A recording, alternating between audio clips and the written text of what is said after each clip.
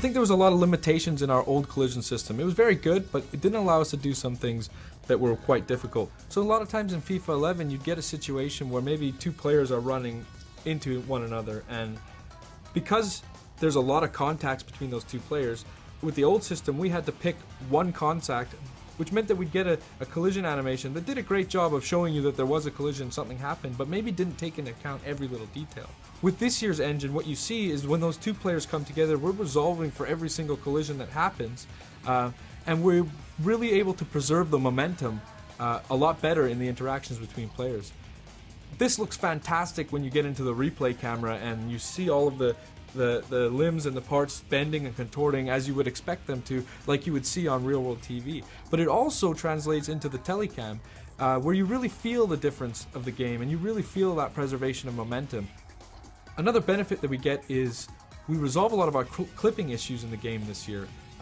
In last year's system, we didn't actually account for arm collisions at all, and you couldn't really tell in the telecam, but if you went into replay, you would notice that arms could sometimes clip through a shoulder or clip through a back of your opponents. Well, this year we're resolving every single collision on every single limb of the players when they interact, and the results are quite astounding. One, you don't actually get the level of clipping that you got in last year's game, but two, you get tons of variety.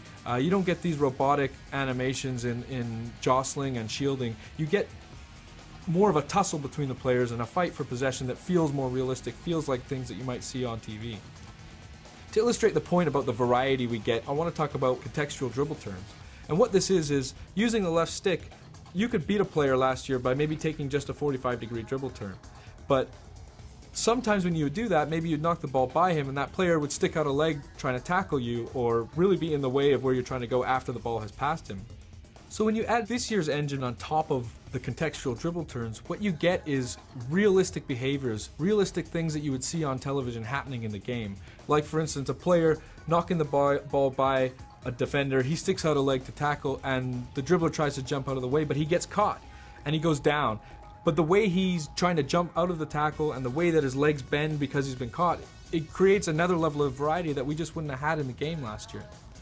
Further to that, what you can see now is sometimes a dribbler will knock the ball by a defender using one of these dribble turns, jump out of the way and gets caught, but just slightly, so he takes a small knock.